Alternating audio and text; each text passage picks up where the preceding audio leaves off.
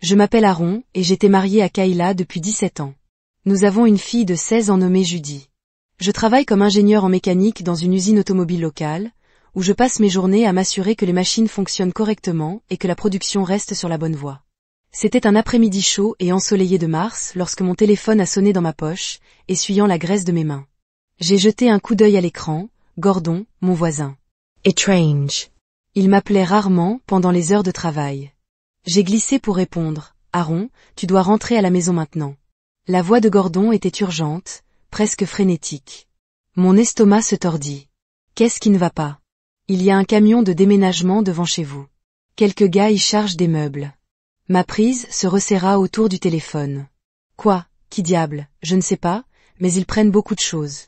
Votre femme est là aussi, je pensais que vous devriez le savoir. Kayla Monpou battait dans mes oreilles. Es-tu sûr que positif? Tu ferais mieux d'arriver vite. Je n'ai pas perdu une seconde de plus. En mettant mon téléphone dans ma poche, j'ai traversé l'usine à grands pas, mes bottes heurtant le béton. Avec des pensées lourdes, mon esprit s'emballait. Était-ce un cambriolage en plein jour ou quelque chose de pire? Arrivé au bureau de mon patron, j'ai frappé une fois avant de pousser la porte. Monsieur, je dois y aller maintenant. Mon patron, un homme bourru mais raisonnable, a levé les yeux de ses papiers. Que se passe-t-il? Il y a un cambriolage chez moi.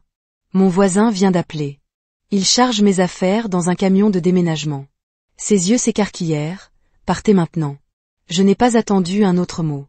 J'ai tourné les talons et j'ai couru vers le parking, le cœur battant contre mes côtes, tâtonnant avec mes clés.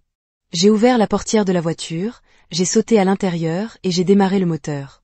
Les pneus craquaient contre le trottoir alors que je sortais du parking, mes mains agrippant le volant comme un étau. Je n'avais aucune idée de ce dans quoi j'allais tomber, mais j'étais sûre d'une chose.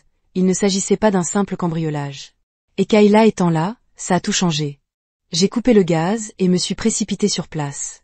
J'ai atteint la maison, mes pneus hurlaient alors que j'appuyais sur les freins. Mon cœur battait à tout rompre alors que j'ouvrais la portière de la voiture et me dirigeais en trombe vers l'allée. Là, juste en face de moi, il y avait un homme, grand, mince, à l'allure arrogante, qui donnait des instructions à deux autres hommes qui transportaient mes meubles à l'arrière d'un camion de déménagement. Hé? Arrête là. J'ai aboyé en marchant vers lui.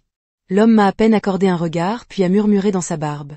Occupez-vous de vos foutues affaires. C'était tout. C'était tout ce qu'il fallait avant même que je puisse penser que mon poing touchait sa mâchoire, l'envoyant s'étaler sur le trottoir. Un grognement aigu s'échappa de ses lèvres alors qu'il touchait le sol. Mais je n'avais pas fini. Je me suis jeté sur lui, les poings volants, la rage débordante alors que je l'enfonçais dans la terre. Tu penses que tu peux me voler? Grognai-je en décrochant un autre coup de poing en plein jour. Un autre coup de poing. Il gémit, essayant de se protéger le visage. Mais je n'allais pas lâcher prise. D'une main, j'ai attrapé mon téléphone et j'ai frappé le 11 septembre, contrôlant à peine ma respiration pendant que je parlais. Il y a un homme qui vole chez moi. Je l'ai maîtrisé, dis-je, les jointures toujours serrées, prête à frapper à nouveau. La voix du répartiteur était calme mais ferme. Monsieur, j'ai besoin que vous entriez chez vous et verrouillez la porte. Les agents sont en route. J'ai laissé échapper un rire amer. Je peux me débrouiller. Soudain, un cri retentit dans l'air. Aaron, qu'est-ce que tu fais? J'ai tourné la tête et j'ai vu Kayla se précipiter vers nous, le visage tordu par le choc.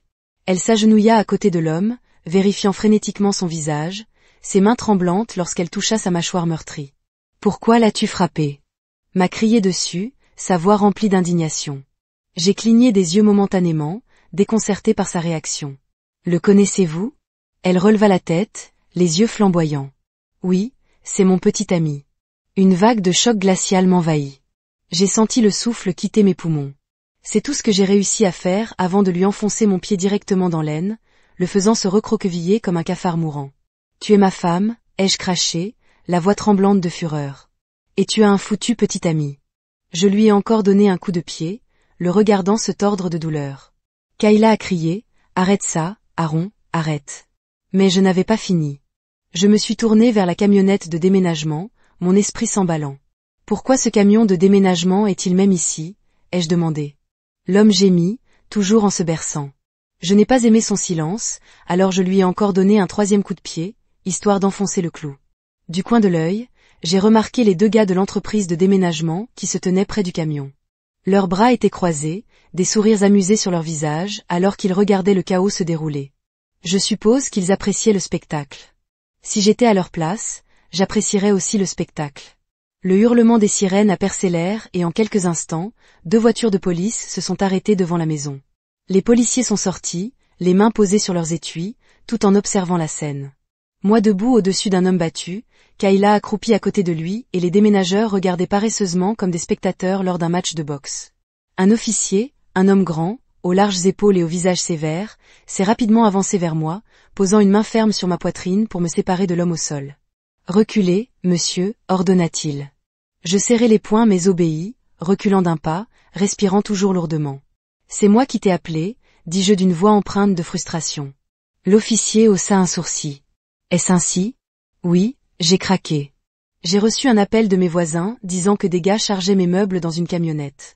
Je me suis précipité chez moi et j'ai vu ce type. J'ai fait un geste vers l'homme gémissant toujours recroquevillé sur le trottoir, pour les diriger. L'officier s'est tourné vers Kayla, qui était toujours à genoux, tenant doucement le visage de l'homme. Ses yeux étaient rouges de colère et de quelque chose d'autre. Peut-être de la culpabilité, madame. Que se passe-t-il ici ? A demandé l'officier. Kayla leva la tête, s'essuyant les yeux avant de répondre. Cet homme est Walter Anderson, dit-elle d'une voix hésitante mais déterminée. C'est mon petit ami. Mon estomac se tordit à ces mots, même si je les avais déjà entendus auparavant. L'entendre le répéter si clairement, sans s'excuser, lui fit l'effet d'un autre coup de poing dans le ventre. Je pars, Erin, continua-t-elle, la voix froide, maintenant, vide de toute émotion, et je prends ma moitié des meubles. L'officier a tourné son regard vers moi. Étudiant mon expression. J'ai dû avoir l'air aussi abasourdi que je l'étais. Mon esprit était ébranlé, 17 ans de mariage, une maison, une famille, tout cela réduit à ça. Une camionnette de déménagement et un salopard suffisant nommé Walter dans mon allée. L'officier s'éclaircit la gorge. « Madame Thompson, dit-il d'une voix calme mais ferme, avez-vous informé votre mari que vous partiez ?» Kayla hésita. Puis, avec une inclinaison obstinée du menton, elle a dit non. L'officier a poussé un lent soupir en se frottant la tempe. « Madame, j'ai besoin que vous compreniez quelque chose. » Il jeta un coup d'œil au camion de déménagement avant de se retourner vers elle. « Pour prendre l'un de ces meubles, vous devez d'abord demander le divorce. Une fois que le juge a ordonné le partage des actifs, les 2 parties devront signer un document juridique répertoriant les actifs sous chaque nom. » Le visage de Kayla pâlit légèrement. « Ce que vous faites en ce moment, a continué l'officier sur un ton aigu, c'est illégal. Si votre mari décide de porter plainte, cela sera qualifié de vol. » Kayla haleta aux paroles de l'officier, son visage étincelant de choc et de frustration. Elle se tourna vers les 2 déménageurs, la voix tendue, avec urgence, « Remettez tout en place. » Elle a ordonné. Les hommes, toujours amusés par la situation, haussèrent les épaules et commencèrent à ramener les meubles à l'intérieur. L'officier croisa les bras et reprit son ton, indiquant clairement qu'il avait fini de dire des bêtises. « Vous pouvez repartir avec vos vêtements pour que ce processus se déroule sans problème. Je resterai ici et je vous assisterai jusqu'à votre départ. » Kayla se tourna brusquement vers lui, les yeux flamboyants. « Mon mari devrait partir. » cria-t-elle en me regardant comme si j'étais le problème ici. J'ai rapidement répliqué. « Cette maison appartient à ma mère, elle n'a donc aucun droit sur cette maison. » Kayla a répondu, « Non, tu dois partir. Je mérite de vivre ici. » Ce fut la goutte d'eau qui a fait déborder le vase pour l'officier. Sa patience était clairement à bout. « Madame, vous venez de tenter de voler votre mari, dit-il d'une voix ruisselante d'irritation. Et maintenant, alors qu'on vous donne un moyen équitable de déménager, vous voulez le jeter hors de sa propre maison, se moqua-t-il et secoua la tête. Eh bien, voyons si votre mari veut porter plainte pour vol. Il s'est tourné vers moi, attendant ma réponse avant que je puisse parler. Kayla leva les mains. Très bien, je vais récupérer mes affaires, dit-elle sèchement avant de se précipiter à l'intérieur. Je l'ai regardé partir, mon esprit ayant encore du mal à comprendre le fait que la femme avec qui j'avais passé 17 ans, la mère de mon enfant, s'était faufilée avec un autre homme et avait prévu de me voler à l'aveugle avant de disparaître de ma vie. Quelques minutes s'écoulèrent avant qu'elle ne réapparaisse avec 2 grandes valises alors qu'elle se dirigeait vers la porte. J'ai levé la main, « Attends » dis-je. Me tournant vers l'officier, « Je veux que ces bagages soient enregistrés. » Kayla se figea puis se tourna lentement pour me faire face, la bouche légèrement ouverte d'incrédulité. « Aaron, tu dois m'humilier comme ça, siffla-t-elle. Ne me fais pas confiance. » C'était tout ce qu'il fallait. Les 2 déménageurs qui regardaient tranquillement le drame se dérouler éclatèrent soudain de rire. Même les officiers échangèrent des sourires narquois, l'un d'eux secouant la tête comme s'il ne pouvait pas croire ce qu'il entendait. L'officier responsable soupira, « Ouvrez les sacs, madame. » Dit-il fermement, « Votre mari a parfaitement le droit de vérifier. » Avec un regard furieux, Kayla ouvrit la fermeture éclair de la première valise et s'écarta. Je me suis accroupie et j'ai commencé à fouiller dedans. Au début, ce n'était que des vêtements, mais ensuite, niché entre ses pulls, j'ai repéré mon ordinateur portable et mon chargeur de téléphone. Je les ai retirés et je les ai tenus en place. Elle poussa un petit soupir. J'en ai besoin. Je laisse échapper un petit rire sans humour en secouant la tête. Obtenez-le de votre amant, dis-je froidement. Il peut s'occuper de toi maintenant. Kayla était partie. Elle avait emballé ses affaires, emmené son véritable amour avec elle et avait quitté ma vie. Walter boitait encore à cause des coups que je lui avais infligés, ce qui m'a apporté une certaine satisfaction, mais cette satisfaction a été de courte durée. La maison était maintenant calme, étrangement, et la réalité de ce qui venait de se passer commençait à pénétrer. Puis la porte d'entrée s'ouvrit. Judy entra, son sac à dos en bandoulière, les sourcils froncés, tandis qu'elle constatait le désordre, les meubles à moitié déplacés, les valises déballées à la hâte, les empreintes de pas du déménageur marquant encore le sol. Elle posa son sac et me regarda. « Papa, que s'est-il passé ici ?» J'ai expiré en me frottant les tempes. « Vienst assoer » dis-je en tapotant le canapé à côté de moi. Elle s'est assise et m'a regardé avec attente. J'ai pris une profonde inspiration. « Ta mère a décidé de partir » dis-je d'un ton neutre. Elle est partie avec son nouvel amant. Judy cligna des yeux. Puis, à ma grande surprise, elle haussa les épaules et dit « Oh, tu veux dire Walter ?» Je me tournai vers elle, ma prise se resserrant autour du verre de whisky dans ma main. « Attends, tu le connaissais ?» Elle m'a jeté un regard comme si je posais une question stupide. « Ouais, dit-elle. Maman m'a parlé de lui. Il est son premier amour, son seul et unique véritable amour. » Je la regardais en essayant de comprendre ce que je venais d'entendre. Les mots frappèrent comme un coup de poing dans le ventre. Je me suis levée, j'ai marché jusqu'au bar et je me suis servi un verre, la main ferme, malgré la tempête qui faisait rage en moi. Puis je me suis retournée, m'asseyant avec le verre à la main. Alors j'ai dit, ma voix soigneusement contrôlée, « Parle-moi davantage, Walter. » Judy se pencha en arrière, croisant les bras. « Maman m'a toujours parlé de lui. » Dit-elle avec désinvolture, il était son premier amour et elle n'a jamais cessé de l'aimer.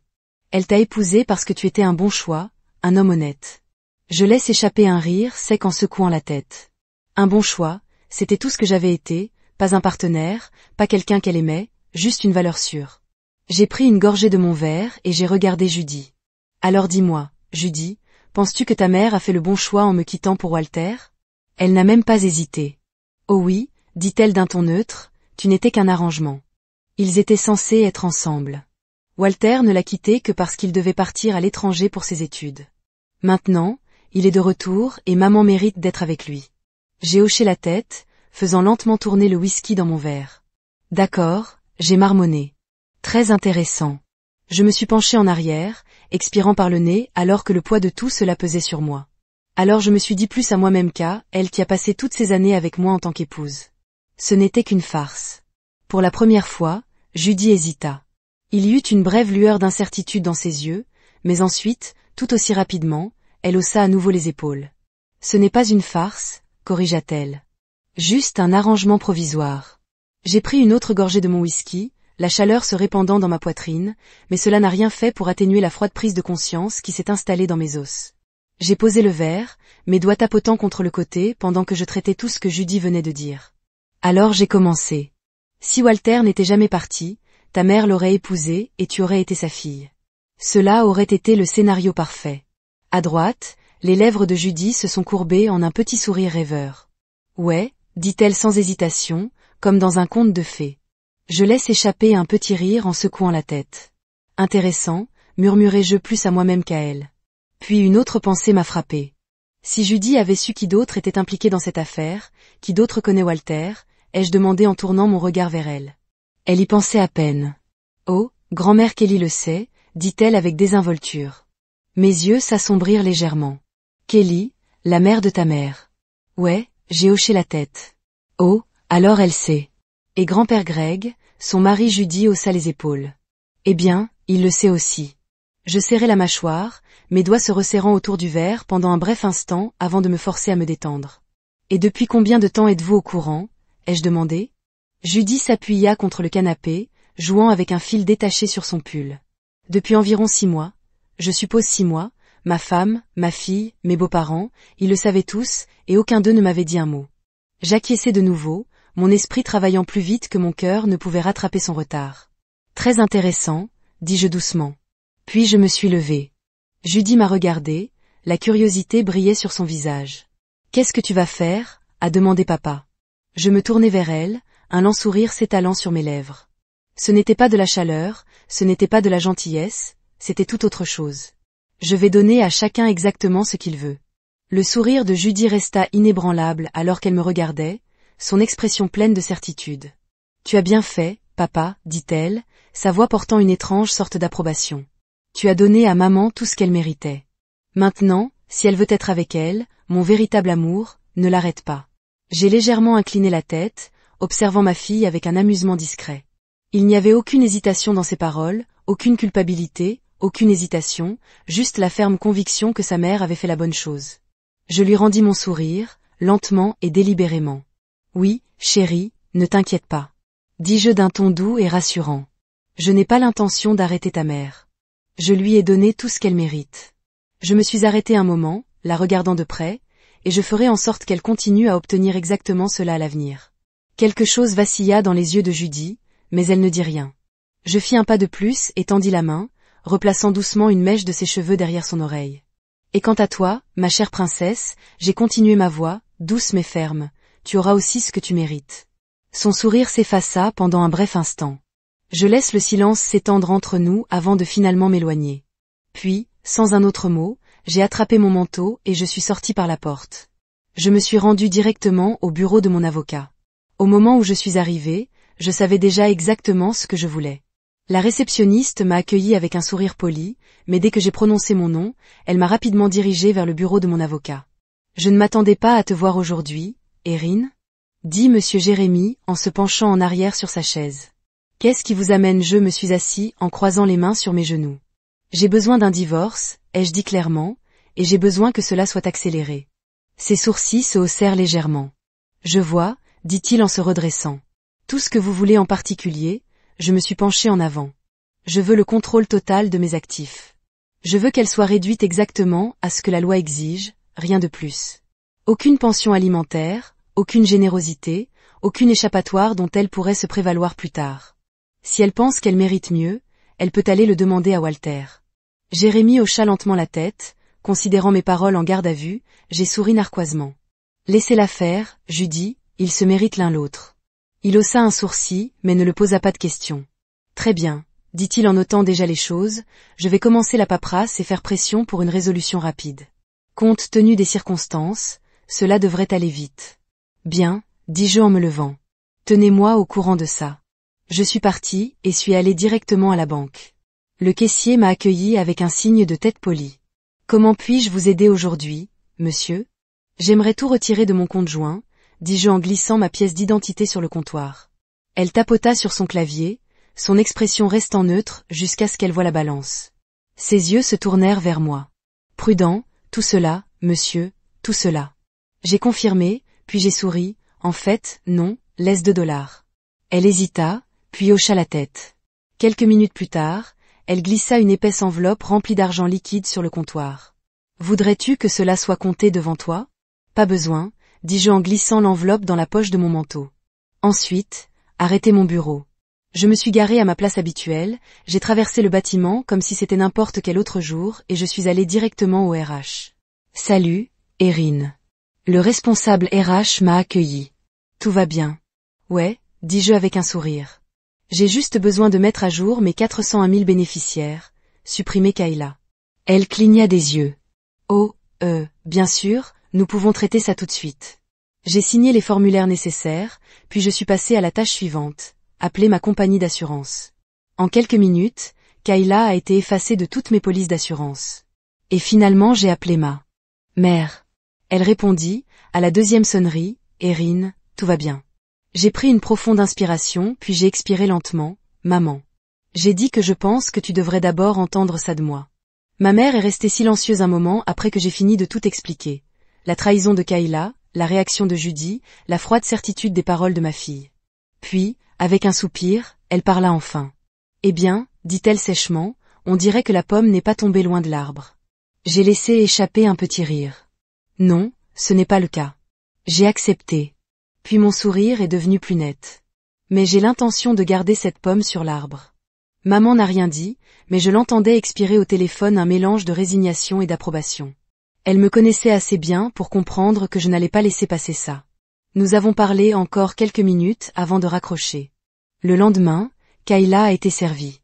Je savais exactement où elle serait, à son bureau, profitant de l'éclat que sa liaison avec Walter lui avait donné. Elle s'y attendait. Sans aucun doute, elle savait que je ne supporterais pas cela sans rien dire. Mais connaître et expérimenter sont deux choses très différentes. Au début, elle était calme. J'imagine qu'elle s'était attendue aux conditions habituelles du divorce. La moitié de tout, une séparation nette, peut-être une pension alimentaire pour qu'elle se sente à l'aise. Elle pensait probablement que je serais prévisible. Elle pensait mal, car à mesure qu'elle feuilletait ses documents, son expression changeait. Ses doigts tremblaient légèrement, tandis qu'elle tournait les pages. Et puis, juste comme ça, je l'ai vue, la panique, la prise de conscience qu'elle n'avait rien. La maison n'était pas à mon nom, elle n'y avait aucun droit. Les meubles ne lui appartiennent pas non plus, la pension alimentaire est hors de question. Nos salaires étaient presque identiques. Tout ce qu'elle recevait, c'était une pension alimentaire pour enfants, et cela aussi pendant seulement 2 ans jusqu'à ce que Judy ait 18 ans. Elle a dû lire les journaux encore et encore, espérant avoir raté quelque chose, qu'il y avait une échappatoire qu'elle pourrait exploiter. Mais il n'y avait rien. Je m'en étais assurée. Peu de temps après, mon téléphone a sonné. Je le laisse sonner 2 fois avant de répondre de ma voix calme. « Bonjour, ce n'est pas juste. » La voix de Kayla était aiguë et frénétique. Je suis censée avoir la moitié de tout. C'est comme ça que ça marche, Erin. Je m'appuyai en arrière sur ma chaise, souriant intérieurement. Oh, dis-je d'un ton léger, presque amusé. Oui, a-t-elle craqué. J'étais ta femme. J'en mérite la moitié. Je laisse une lente inspiration glisser entre mes lèvres. Puis, avec une patience délibérée, j'ai répondu, et je suis censée avoir la moitié du tien? Il y eut un silence à l'autre bout du fil. Je pouvais presque imaginer les engrenages tourner dans sa tête, la prise de conscience s'imprégnant. J'ai souri plus largement. Mieux, on règle ça au tribunal. Le jour de l'audience de divorce est enfin arrivé. Je suis entrée dans la salle d'audience avec mon avocat, Ron Jeremy, qui, comme toujours, avait l'air suffisant et content de lui. Un requin en costume.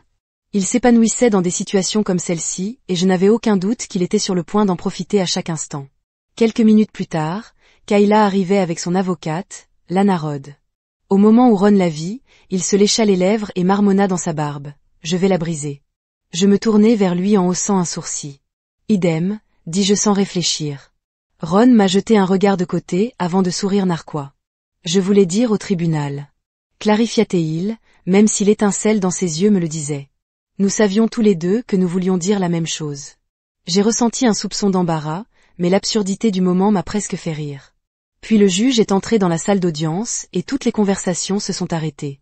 Lana se leva la première. Son expression professionnelle est posée alors qu'elle s'adressait au juge. Votre honneur, le mari de ma cliente a refusé de lui payer une pension alimentaire ou de lui proposer un quelconque règlement.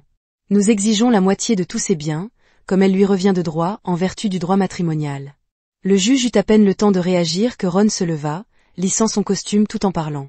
Votre honneur, l'épouse de mon client a également refusé de lui donner la moitié de ses biens et a refusé de payer tout règlement. Le juge fronça les sourcils, déplaçant son regard entre nous. Que dites-vous exactement? Ron fit quelques pas nonchalants vers le banc. Eh bien, votre honneur, ils ont tous les deux des salaires presque identiques. Je me trouve un peu à la croisée des chemins. Dois-je exiger une pension alimentaire de mon client ou la proposer? Le juge nous a regardés, Kayla et moi, puis a expiré brusquement. Si les deux parties gagnent le même montant, aucune des deux n'a droit à une pension alimentaire. Kayla tendit les mains, serrant les poings sur la table, mais avant de pouvoir protester, Lana intervint rapidement. Votre honneur, mon client aimerait également attirer votre attention sur le fait qu'Aaron a vidé leur compte joint, ne laissant que $2. Ron n'a même pas bronché. En fait, il avait l'air vraiment ravi. Il s'avança doucement. C'est exactement ce que l'épouse de mon client a contribué à ce compte. Il y eut une pause. Le juge se tourna vers Kayla, son expression attendant autre chose. Lana hésita avant d'acquiescer. Oui, votre honneur. Il y a aussi la question de la garde des enfants. Avant qu'elle puisse dire un autre mot, Ron l'interrompit doucement, sa voix étant toujours aussi confiante. Nous avons offert à l'autre partie la garde complète. Ma cliente ne souhaite pas de visite et nous continuerons à payer une pension alimentaire pour enfants pendant les 2 prochaines années jusqu'à ce qu'elle ait 18 ans.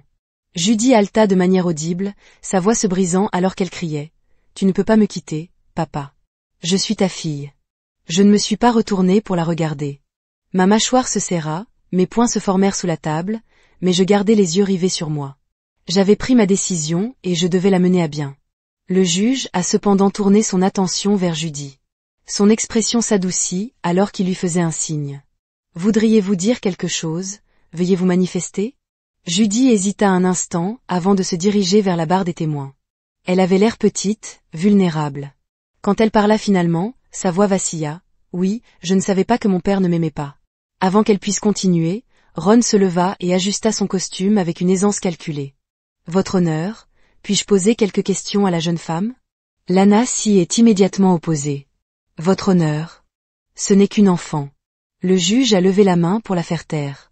Qu'il en soit ainsi. Il a dit, continuez, monsieur Jérémy. Ron s'avança vers Judy. Jeune femme, aimez-vous votre père? Judy renifla puis hocha la tête oui. Ron hocha la tête en retour, respectez-vous votre père? Un autre reniflement, oui. Il y eut un silence avant que Ron ne pose la question suivante. Pourquoi tes parents divorcent-ils? Les lèvres de Judy tremblaient parce que l'ex de ma mère est revenu d'Europe et maintenant ils veulent être ensemble, alors elle le quitte. Ron pencha légèrement la tête. Cela signifie donc que soit votre mère n'a jamais aimé votre père, soit qu'elle a aimé son ex plus que votre père. Judy ouvrit la bouche, mais aucun mot n'en sortit. Elle regarda Ron, puis le sol, alors que le silence remplissait la salle d'audience. Judy bougea inconfortablement son visage strié de larmes, regardant entre lui et moi. Je refusais toujours de me tourner vers elle. Mes mains sont restées jointes. Ce moment précis, était ce que j'attendais. Alors dis-moi, Judy, continua Ron, étais-tu bouleversée parce que ton père avait perdu son mariage? Judy hésita. Je l'ai vue me regarder, cherchant quelque chose sur mon visage, mais je ne lui ai rien donné. Elle se tourna vers Ron, les lèvres tremblantes. Puis, doucement, elle a admis, non, j'étais heureuse pour ma mère. Ron haussa un sourcil. Heureuse pour ta mère, Judy hocha la tête en reniflant. Oui, Ron expira par le nez, se frottant le menton dans une pensée exagérée. Je vois. Alors, Judy, tu ne te souciais pas de ce que ressentait ton père à propos de tout ça. Tu étais d'accord avec le divorce. Elle s'essuya les yeux du revers de la main. Oui, maman allait être avec elle, mon véritable amour. Ron laissa échapper un faible sifflement et secoua la tête. Waouh, le véritable amour. Il fit les 100 pas avant de s'arrêter et de regarder Judy dans les yeux. Alors, Judy, laissez-moi mettre les choses au clair. Tu ne te souciais pas des sentiments de ton père. Vous lui avez demandé de ne pas arrêter ce divorce. Tu lui as dit de laisser ta mère partir. Vous vous attendiez à ce qu'il perde sa femme et s'en aille, parce que votre mère méritait d'être heureuse. Judy se mordit la lèvre, sa respiration irrégulière. Oui, murmura-t-elle. L'expression de Ron se durcit. Il fit un pas en avant, baissant la voix, s'assurant que chaque mot était bien compris. Alors dis-moi, Judy, pourquoi devrait-il se soucier de toi? Le silence de Judy était assourdissant. La salle d'audience, qui était remplie de chuchotements et de regards changeants, ressemblait désormais à un vide. Chaque respiration mesurée, chaque battement de cœur audible. Elle regarda Ron, les yeux écarquillés, les lèvres entr'ouvertes, comme si le poids de ses mots venait de chasser l'air de ses poumons. Ron, qui n'était jamais du genre à hésiter, se pencha légèrement en avant, sa voix aiguë mais ferme. Maintenant, permettez-moi de vous poser une dernière question, Judy. Il laissa le moment s'étendre juste assez longtemps pour que la tension monte. C'est quelque chose que tu as dit mot pour mot à ton père. Permettez-moi de le citer. Ron se tourna brièvement vers moi, puis revint vers elle. Si Walter n'était jamais parti, ta mère l'aurait épousé et tu aurais été sa fille. Cela aurait été le scénario parfait, n'est-ce pas? Il a laissé les mots pendre en l'air. Puis ses yeux se posèrent sur les siens. Votre réponse a été, ouais, comme dans une romance de conte de fées. Judy inspira brusquement. Ron fit un pas en avant, la voix inébranlable. Est-ce exact, Judy? Elle hésita, mais il n'y avait nulle part où fuir, nulle part où se cacher de la vérité qu'elle avait si facilement dite auparavant. Oui, a-t-elle finalement admis. Ron hocha la tête comme si cette réponse était tout ce dont il avait besoin. Mais il n'avait pas fini. Tu voulais être la fille de Walter. Tu as voulu abandonner le père qui est resté éveillé toute la nuit alors que tu souffrais de fièvre l'année dernière, le père qui n'a jamais manqué un seul récital, qui n'a jamais manqué une réunion de professeurs de parents seuls, qui n'a jamais manqué un seul événement sportif. Judy ferma les yeux, comme pour essayer de bloquer ses paroles, mais il continua sans relâche. Vous vouliez abandonner le même homme qui veillait à ce que vous ayez vos patins à roulettes alors qu'il portait encore les 3 mêmes chemises au bureau ces 2 dernières années. Il secoua la tête, d'une voix presque incrédule. Le même homme qui, en ce moment, te donne exactement ce que tu veux, fonder une famille avec Walter et ta mère. Il laissa le silence s'installer une fois de plus, et son poids pesait sur elle. Puis, avec une dernière question, il a porté le coup. Qu'est-ce qui ne va pas avec ça? Judy s'est complètement effondrée, sanglotant de manière incontrôlable alors que ses épaules tremblaient. Je suis désolée, papa, s'étrangla-t-elle entre ses larmes. Je ne pensais pas clairement. S'il vous plaît, ne m'abandonnez pas. Pour la première fois dans cette salle d'audience, j'ai senti mon sang-froid perdre, ma gorge se serrer et ma vision se brouiller. Pendant une seconde, j'ai eu envie d'aller vers elle, de la serrer dans mes bras, de lui dire que je serais toujours là, mais je n'ai pas pu. Je devais rester ferme. Je serrai la mâchoire et garder une posture rigide, me forçant à retenir la tempête qui se préparait en moi. Le juge, qui avait observé tout l'échange avec des yeux perçants, finit par expirer et se tourna vers Judy. « Ça suffit, jeune dame, dit-il d'une voix plus douce. Maintenant, vous pouvez vous retirer. » Judy renifla et essuya son visage strié de larmes alors qu'elle retournait à son siège, ses sanglots plus silencieux, mais toujours présents. Puis le juge tourna son regard perçant vers Lana. « Madame Rhodes, dit-il d'un ton avec une pointe d'impatience. Je crois que monsieur Jérémy vous a interrompu plus tôt. Vous pouvez continuer. » Lana se leva, sa suffisance habituelle affichée sur son visage. « Merci, votre honneur. » Elle redressa son blazer et s'éclaircit la gorge. Ma cliente et son fiancé ne veulent pas la garde de l'enfant. Ils se marient et ne souhaitent pas que l'enfant soit en leur présence. Un silence stupéfait remplit la salle d'audience. Le visage du juge prit une teinte rougeoyante alarmante. Ses yeux se tournèrent vers Kayla, qui était assise avec raideur, évitant le regard de tout le monde. Judy, en entendant ces mots, s'effondra encore plus. Le son de ses pleurs remplit la pièce, brut et douloureux, traversant le silence comme une lame. Le juge s'est frotté les tempes, l'air complètement exaspéré. Puis il s'est tourné vers moi, monsieur Taylor. Dit-il, sa voix ruisselant de frustration, vous ne voulez pas de garde. Votre femme ne veut pas la garde. Que faites-vous tous les deux? Votre arrogance et votre ego détruiront la vie de cet enfant. J'ai expiré lentement, rassemblant mes pensées, avant de me lever. Votre honneur, ma mère, Brenda Thomas, en prendra la garde. Je lui ai déjà parlé et elle a accepté d'assumer l'entière responsabilité de Judy. Le juge m'a étudié un long moment avant d'acquiescer. Sans hésitation, il frappa son marteau contre le banc. L'enfant sera sous la garde de madame Brenda Taylor, a-t-il déclaré. Les 2 parents seront tenus de payer une pension alimentaire pour enfants. Il fit une pause puis continua. Il n'y a pas besoin de pension alimentaire ou de règlement. Le divorce est prononcé. Le bruit du marteau frappant le bois résonnait dans la salle d'audience. Définitif et absolu. Je me tournai vers Ron, qui avait regardé tout l'échange. Avec une expression perplexe. Il laissa échapper un petit rire et se pencha vers moi. C'était, murmura-t-il en souriant, le divorce le plus rapide de l'histoire de l'humanité. Après l'ajournement du tribunal, je me suis dirigé vers ma mère. Judy était déjà là, assise à côté d'elle, la tête baissée, les larmes coulant toujours sur son visage. Ma mère avait une main douce sur son dos, effectuant de l'encercle pour tenter de la calmer, mais les sanglots de Judy ne se sont pas calmés. J'ai pris une profonde inspiration et je me suis assis à côté d'elle. Pendant un instant, je l'ai juste regardée pleurer, sentant le poids de tout ce qui s'était passé s'installer sur mes épaules. Puis, doucement, j'ai parlé, chérie. J'ai dit d'une voix calme mais ferme, nous ne vivons pas dans un conte de fées. Nous vivons dans le monde réel. Judy leva légèrement la tête, ses yeux gonflés rencontrant les miens. Elle renifla mais ne dit rien. Je n'ai jamais voulu t'abandonner. J'ai continué, mais j'avais besoin que tu comprennes ce que l'on ressent lorsque les gens que tu aimes te tournent le dos, comme si tu n'étais rien de plus qu'une vieille paire de baskets, utilisée et jetée. Elle tressaillit à mes mots, des larmes fraîches se débattre dans ses yeux. Je pouvais dire qu'elle voulait protester, mais elle est restée silencieuse en écoutant. Nous oublions ce que les gens ont fait pour nous parce que nous pensons que c'était leur devoir de nous servir.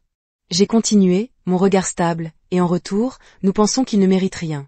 Pas l'amour, pas la gratitude, pas même le respect de base. Judy essuya le nez avec la manche de son pull. Ses lèvres tremblaient, mais elle absorbait chaque mot. L'amour est une rue à double sens. Je lui ai dit, vous donnez de l'amour, vous obtenez de l'amour. Vous donnez du respect, vous obtenez du respect. Mais si vous donnez la haine, vous obtenez la haine. En retour.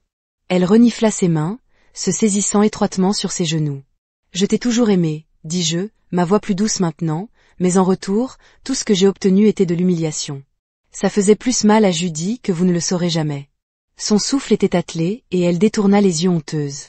Si je vous avais laissé marcher sur moi aujourd'hui, vous auriez marché sur quelqu'un d'autre à l'avenir, lui ai-je dit.